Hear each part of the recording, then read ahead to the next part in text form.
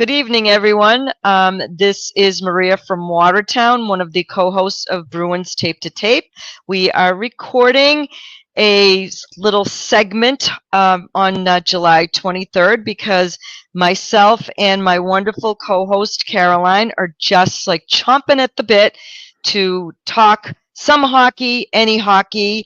We're hoping you all feel the same way right now. This is definitely the dog days of summer for sure, both for the Boston Bruins and throughout the league.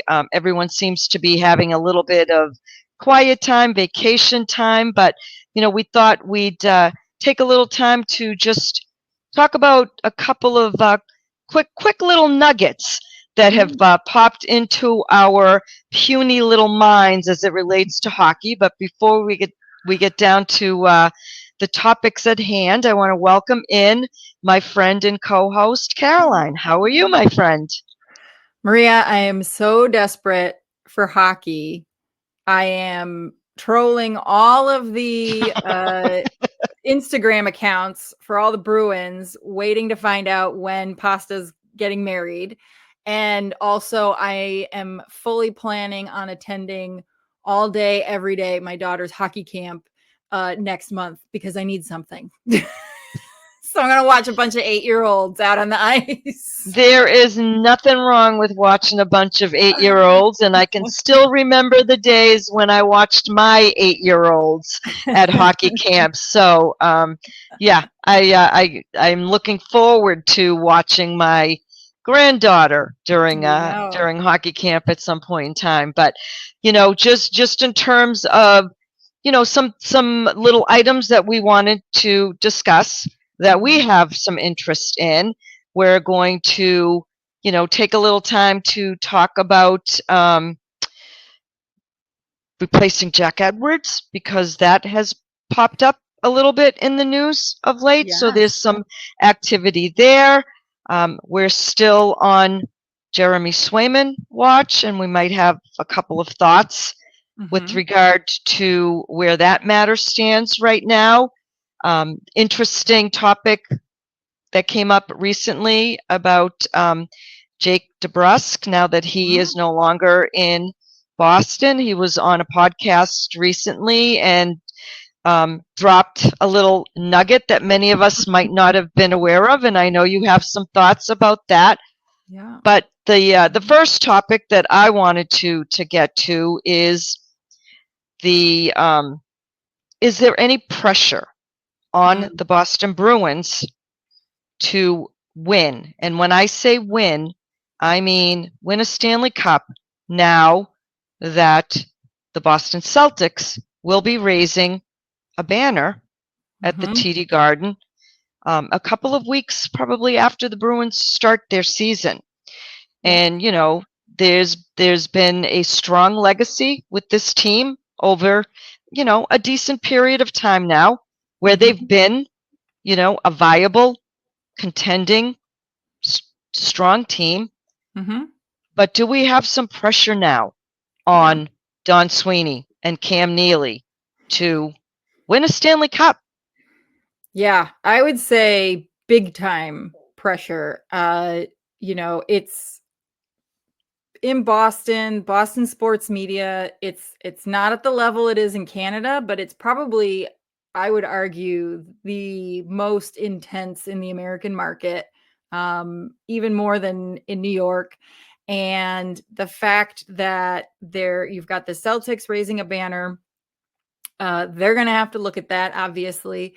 But kind of a kick in the pants is the fact that, again, that first game that the Bruins are playing to open the season is down in Florida when they're raising the banner.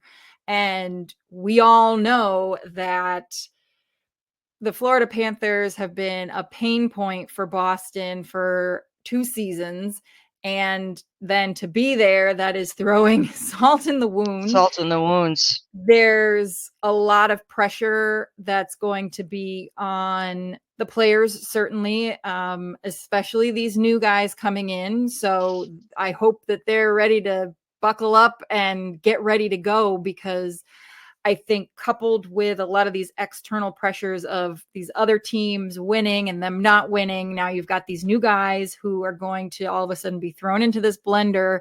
And you've got Monty, who's going into his third year. That's the final year of his contract. I think he's going to be facing immense pressure. And that's another storyline we're going to need to pay attention to as the season plays out. Yep, that's a contract extension we will be paying very close attention to if certain things do or don't happen by certain points in the season. So there's a lot of different kinds of pressure, and it's all mounting to, I think ideally, obviously, a Stanley Cup. I have yet to settle personally on what I think, what my expectations, like the realistic expectations are of this team from a front office point of view is, but it's going to be a pressure cooker.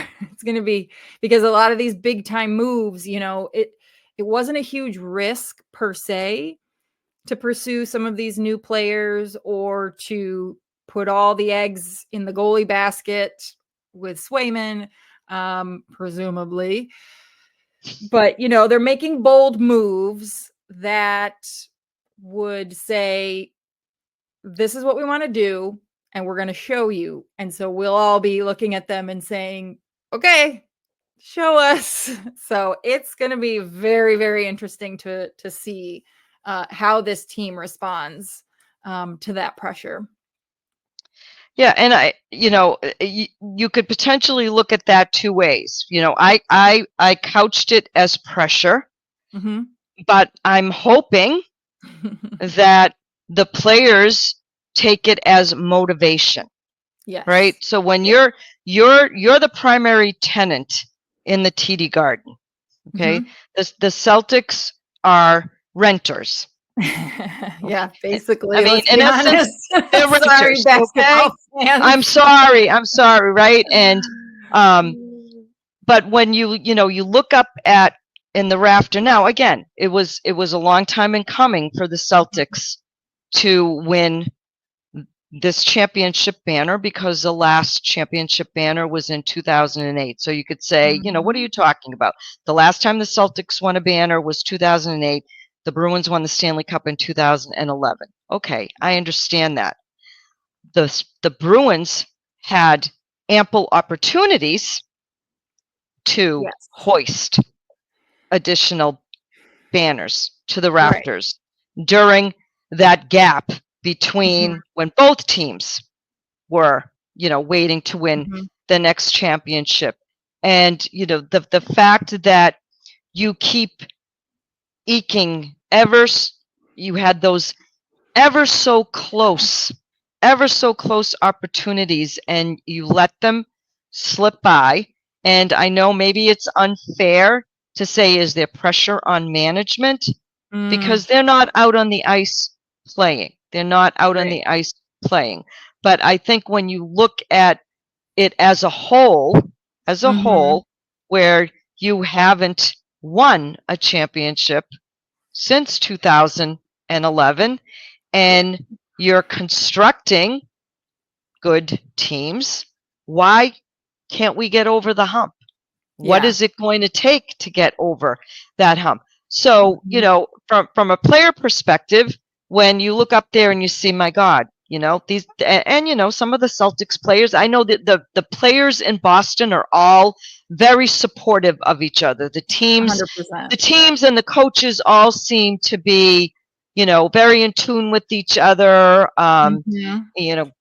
Go to the different venues when they can to watch the game. So, my hope is that they'll look up there, when they see that banner hoisted by the Celtics, and then they have to endure the show that will, happen in Sunrise, Florida, when the Panthers raise their banner, that it will give them the kick in the ass that they need. Yeah, I would hope so too. Yeah, it's tough, but I think, again, under Brad Marchand's leadership, his tenacity, I think his leadership style it's going to translate into that hunger and that desire and that drive. And, it's not to say that under previous captains that didn't exist, but again, his flavor of leadership is just a little bit different. It's a little bit more aggressive. It's a little bit more raw. And I think that seeing that, experiencing the other banner raising, his leadership style, I think is really going to fire them up. And I would say probably for the first time in a couple of years, I'm going into the start of this season with higher expectations. I think the last 2 seasons, we all had fairly low expectations, just because of departures and retirements and all these things. And this is the first time in a couple of years, I think I feel really confident in this team, the way they've been built and the leadership. So from everything that I mean, saw last year, yeah. So I want to ask you with regard to that confidence level, because you're Yeah. right. We went into last season like, who knows, right? Who knows? The one thing that we did know that would likely be solid was the goaltending. Right. Now, here we are, right? Now, I know it's only July 23rd, folks. All right. I know it's only July 23rd, and I know you and others have told me to just be calm. Fine. It'll be fine. We have Yeah. we have Jonas Corposalo signed as a goalie. Now, Yeah. I'm not understanding where there's an impasse here or why we haven't seen anything solid with regard to where things stand between Jeremy Swayman and the Boston Bruins. I know he's in and around the city. I know he's been at the forefront of marketing materials. Right. He but wouldn't be I know, but I just don't get it. I just don't get it.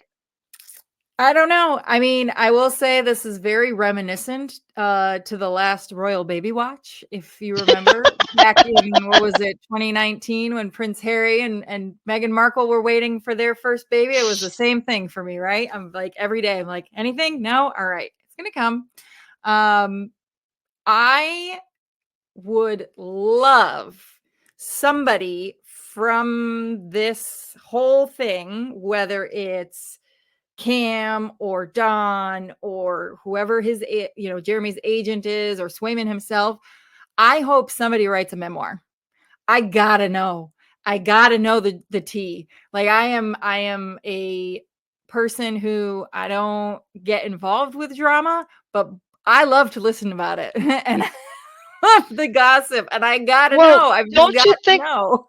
I mean, there has to be, I would think, some kind of wink, wink, nod, nod, like, we're going to take care of you. I would hope, that was the conversation that was had. We're going to take care of you. We just need to do some tweaking or housekeeping at this point in time. But the fact that neither party wants to deal with arbitration again, very good. I did view as a positive sign, because it's very magnanimous of the Bruins to say, yeah, we don't want to go to arbitration. Yeah, you don't, because you're going to lose big if you go. So to me, that's more on, I give a lot of credit to Swayman and his team, but I have to think, I want to think, and I hope I'm not being delusional in my thinking, that they've had some, informal conversations. Maybe there's some type of an agreement in principle. Maybe there's a rationale for which it hasn't been announced yet. But I just find it strange that, a player who seemingly is your priority, or should be your priority, you still don't have inked yet. I know. As a cornerstone player, as a franchise player, he's, I think we can all say at this point, relatively safe to say, that with him continuing on as a Boston Bruin, you're going to be saying his name right after Tuukka Rask and Tim Thomas and Byron Dafoe and on and on. And so it's just a curious thing. And I know that I don't know what's happening behind closed doors, and I don't know all the nuances around these contract negotiations and whatever fancy footwork has to happen administratively on the Bruins side. My impression, just in general, and who knows, maybe this is just good PR management on the Bruins side or whoever's, but nobody seems worried. Nobody seems stressed. Like you said, I follow Swayman on social media. He's out and about. He's doing his golf tournaments. He was up here in Saratoga for a race not too long ago. So he's having a great summer. And it's not coming across as like a revenge summer, right? Right, Like right. he's not like doing that. It just seems like a very chill situation. And so I'm taking it at face value. Okay.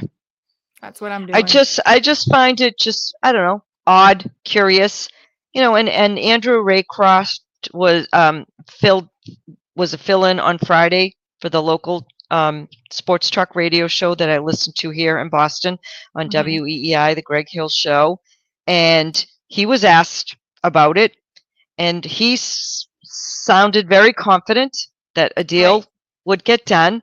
It just, again, I'm just maybe, it's me wanting to like, we're bored. We're bored and we need we're bored. Yeah, we're bored, it's just, guys. I guess, maybe it was my bad that once Linus was traded, I expected the next piece of news to be, we've signed Jeremy Swayman, how many years, this is the term, and that didn't happen. And so I'm, just like, I want it to be done. Yeah, I want to know. Exactly. I want to know that. I'm right there with you, but until then, we have to wait patiently. We are. I'm not a patient woman. I am not either. Trust me. Give it 4 more weeks, and then we can see if we should be sweating, right? Because training camp the guys will be starting to get back into town beginning of September, end of August. But yeah. And correct me if I'm wrong, but is there some significance to the date of December 18th if Jeremy Swayman doesn't have his deal done? Does that impact his ability to play out the season? I thought it was December 1st. I could be wrong. Okay. I think it's December 1st. And my understanding is there has to be a contract in place or he cannot play the rest of the season. So it's in nobody's best interest, although to let this linger. Yeah. Although we have seen this happen. We've discussed it in the Discord where I believe Nylander has the same agent he's in Toronto, and they did play a game of chicken, and they did have him. He didn't play, right? Because he can't be playing without a contract. So he sat the first couple of months and he signed that contract like on December 1st so that he could play. And he really put Toronto's feet into the fire. Okay. Yeah. Yeah. So, and that's this agent, but doing that with a forward when, you already had Austin Matthews and Mitch Marner and is one thing. A goaltender, I think, is a completely different situation. I don't think you can do that and survive. So I don't think Boston would do that. They can't. I don't know. Maybe they would. Maybe they would. Clearly, because they saw something in Korpisalo, right? Enough to say, yeah, we'll take him, and we'll shine him up, and we'll make him like a Yeah, new we'll toy, fix him. and Yeah, we'll fix him. I don't know. So that's all I know. It should be okay. All right. Well, I'll try to be patient. Yep. We'll keep watching, folks, and if and when the news breaks, obviously, Mhm. we'll hop on and do a quick hits podcast, and just as a matter of housekeeping for all of our loyal listeners, and we thank you, those of you who do listen and retweet our episode links. It's very, very much appreciated. We are going to be dropping some quick hit episodes over the course of the next few weeks, just Mhm. um, so we don't lose our sanity with no hockey to talk about. So, Yeah. we're going to be doing some player profiles, and we'll start with the newest members of the Boston Bruins. I think we can also do some profiles on some of the more seasoned members of the Boston Bruins, because I think Mhm. we have some mightier expectations on Yes. some of the core Mhm. of the Boston Bruins for the upcoming season. So, um, yeah, stay tuned, because we're going to be trying to drop, regular weekly episodes moving forward here. They'll be quick, Mhm. but hopefully they'll be entertaining. Yeah. Yeah. Definitely. I'm looking forward to doing a little bit of homework and getting prepared for the season. So you all get to reap the benefits of us doing a little bit of the work for you all on the front end of the season. So our So next topic of conversation is, there was an article recently in my not favorite paper in the Commonwealth of Massachusetts. However, it was something I found on Reddit, and the link took me to a Boston Globe article on the replacements yeah. for Jack Edwards. And folks, auditions are underway. It's a new era will begin at some point this fall.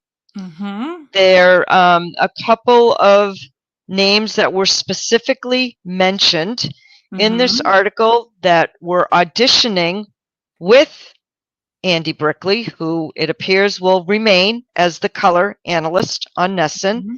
And the two names that were mentioned in this article were Judd Surratt, who currently is the radio play-by-play for the Boston Bruins on 98.5, and Tom Caron, who is a NESN personality, who I believe has had some Hockey East broadcasting experience, but I know him predominantly for covering the Boston Red Sox right now. Mhm. So Mhm. I don't know what your thoughts are on that. That was a nice Yeah. piece of information to come across. Yeah. If I had to pick between the two, and I was picking, I Yeah. probably would pick Judd, but Yeah. Yeah, I thought that was a great little tidbit that came out. I've also read the same article from the Boston Globe. And, whoever the industry sources are, this is all allegedly, but it's in the Boston Globe. So take it for what it's worth. Um, I thought it was really great to see Judd's name there. Allegedly, we're going to be finding out who the replacement is possibly in early August, which is really exciting. That means at least for that, we don't have to wait too long. I don't listen to Red Sox games, so I've never even heard really. I mean, I know who he is, Tom Caron, but I've never heard his play-by-play, but definitely am very familiar with listening to Judd. Anytime that I've been on the road and I can't get, like if I'm in the car or someplace that I don't have the ability to watch a game. And quite frankly, a lot of times in some of the ESPN broadcasts, I yeah, would we could do a listen whole to. podcast just on ESPN's hockey coverage. Yeah, especially if it's my super favorite ESPN play-by-play, I know, Sean Sean McDonough. McDonough, my so favorite one. If it's a game that I really, really want to be tuned into, and I want to hear the play-by-play, I will actually put the stream on mute and listen to Judd. So I think he's great. I love how he calls the game. I like his enthusiasm. So he's definitely, you know, a Bruins fan. But the article also talks about some other candidates who are coming from outside the Yes. market. And who Outside, knows, right. you know, that because we don't know, who knows what that means. I would assume it's people who have hockey play-by-play, obviously, experience, but who knows? And I there's would nothing think wrong with this that, would be but like a coveted job. This is a major oh yeah, market, an yeah. original six team. I would think Mhm. that there would be a number of candidates Yeah. for this job. Yeah. And the article also went on to say that the Boston Bruins organization will Mhm. have some say in Yeah. the selection Mhm. process, and it Yeah. stands to reason why they would want to get this done sometime in August, because, you know, knowing Jack Edwards the way that we knew Jack Edwards in terms of covering training Yeah. camp and all the information that he would gather on the players and the Yeah. preparation to get ready for a season. So much. So much. I, so Yeah. stay I'm honestly tuned for that. surprised that they hadn't just gone straight with Judd. But we'll see. My fingers are We'll crossed for him see. because I like Yeah. him. You Yeah, know, I like him he's too, hometown but, you know, guy. I'd also like to hear who else Yeah. As long is as out they have there and life. might be interested. Just please God, not a Sean McDonough or McDonough type. I I know you can't do can't that for stand him. 20 years. I I can't can do that for tolerate him. another I can 20. tolerate him. I Um, can't. I can't. It's like nails on a chalkboard. I think he's making some pretty good coin at ESPN, and I'm not sure NESN can offer that same coin. Yeah. NESN is not known for its Paycheck. willingness to yes. At least that's what I've heard tell. So Same. um Yeah. and then yeah, so stay tuned on that, folks. That'll be some breaking news as well at some point. Yes, because that is big news. You It know, is. Jack It's Edwards was 19 years. a staple Mhm. with the Boston Bruins and, you know, the TV broadcasts. And so what, you know, was he a bit of a character? Yes. Could he be a little bit of a pill on occasion? Yes, but he was uphill. So Exactly. Only we get to complain about him. No one else is allowed to complain about him because he belonged to us. he So belonged to us. And so the last bit of news that I wanted to get your thoughts on, and I know you have a take on this specific topic, was, you know, Jake DeBrusk is no longer a member of the Boston Bruins. He's now a Vancouver Canuck. He's done well. God bless him. I hope he does well. I hope he's found his happy place in terms of his, you know, both Yep. his personal Yeah. life and his career life. Yeah. He was on a podcast and was talking about his time with the Boston Bruins. And I had no idea that back in, was it 2020 or 2021, was the first, he asked for a trade. This kid asked for a trade twice. Twice. Yeah. Twice. You're a To kid. be Now, at that point, okay. I know you have a take, but I'm just going to get this off my chest. Please do. Okay? Yes. You're a kid who did nothing in the league. You were drafted by the Boston Bruins and you asked for a trade twice.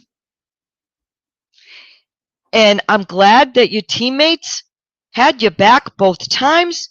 It shows the character of the players in the room, of the leadership in the room. But are we serious here? That's just my take. I couldn't believe it when I read it. And it for me, it validated, for me, I'm good with you not being a part of the Boston Bruins anymore. I'm good with it. Yeah. Yeah. I was surprised as well. That I was like, oh, really? And I watched the brief video clip, and my understanding was the first request came at the end of the season, and then the second one came a few months later. It was like that November, right, of Cassidy's final season with the Bruins. That's when it was his. I think his agent didn't do him any favors. That came out. His agent did not do him any favors by allowing that to become public. Although, ironically, actually, I think his agent did do him a favor, because what happened right after that? Bruce Cassidy said, "Oh, you want to be treated like a big boy? I'm going to put you on the line with the big boys." And look at the 18 months he had after that. Now he is in Vancouver making bank. So, maybe there was a method to the madness. After all, cost Bruce Cassidy his job potentially, but I think he certainly did. I think, I was surprised from the perspective of, I was sorry. I didn't feel bad for him. Like, don't take this the wrong way. I was sorry to hear that he was in a situation, because I like to compare being on the hockey team like being in an office, right? And I'm sorry that he was in a position, in a situation where it seems now very clear that there was an issue or conflict between him and Bruce Cassidy, that there was a significant rub right there.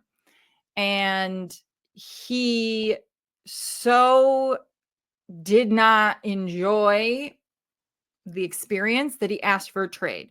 Now, I think we can all agree, for a very long time, he was a very immature, emotionally immature, or at least perceived as an emotionally immature player on this team, who would blow hot and cold when he had pressure put on him. He would not perform. A lot of shortcomings from that. Not attending meetings and just kind of being a bit of a, I don't know, like kind of almost like a little bit of a brat. Like, there was definitely some type of complacency. Yeah, or attitude or whatever it was. Maybe. Yeah, we can call it any number of things, right? Yeah.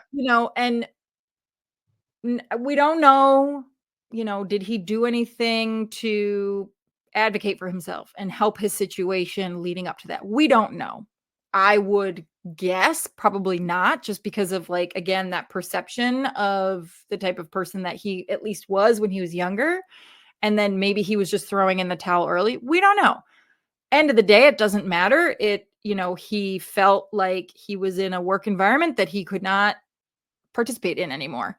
And they didn't trade him. And I don't really know. It's a little unclear to me what happened between that first trade request and the second trade request. If there was any sort of, it got rescinded. I don't know. That's not clear. But the fact that he had to ask for it again and then it became public just makes the whole situation messy. And it's unfortunate. And he got through it.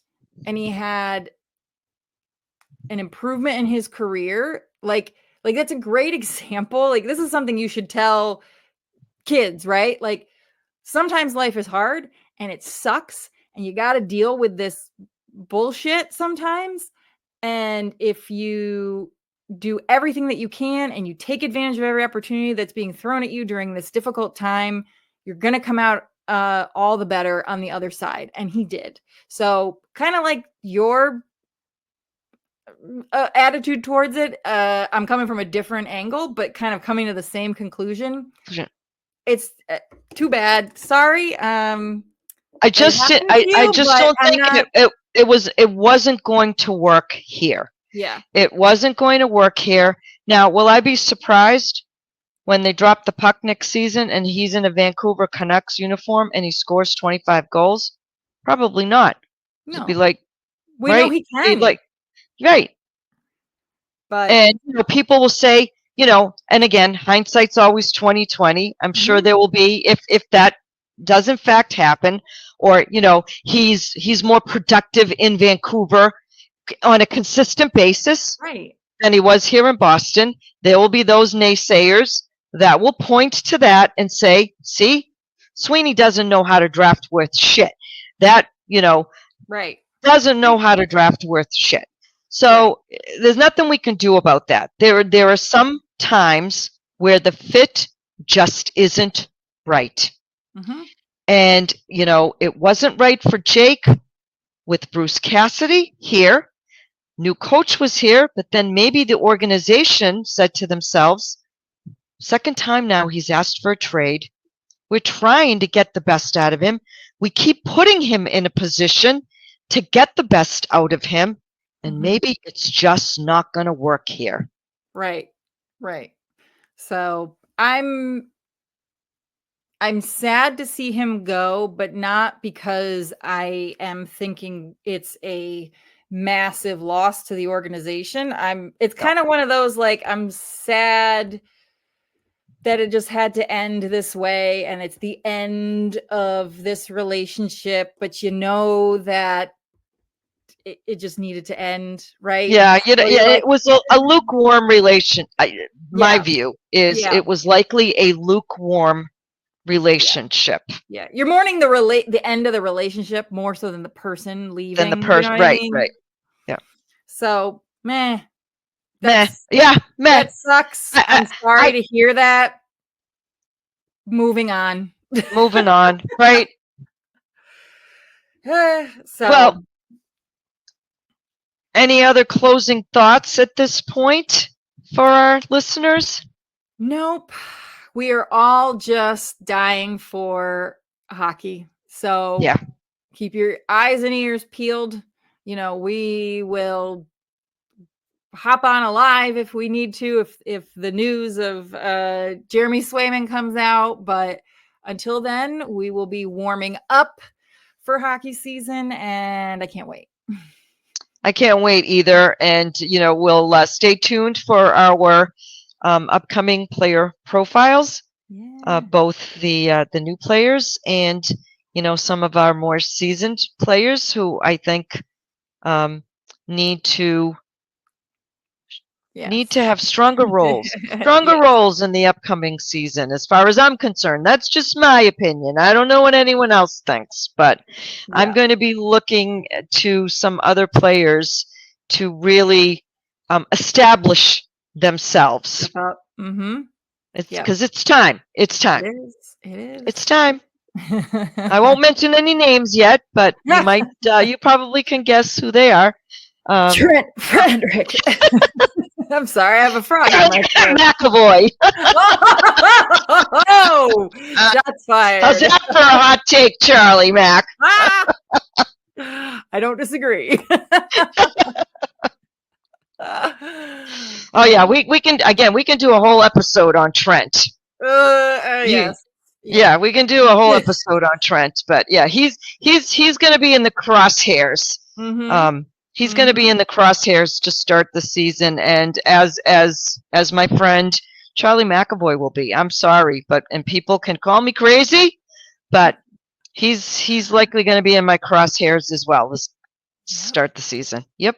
So I agree. All right. Well, until then, as always, go Bees. Go Bruins.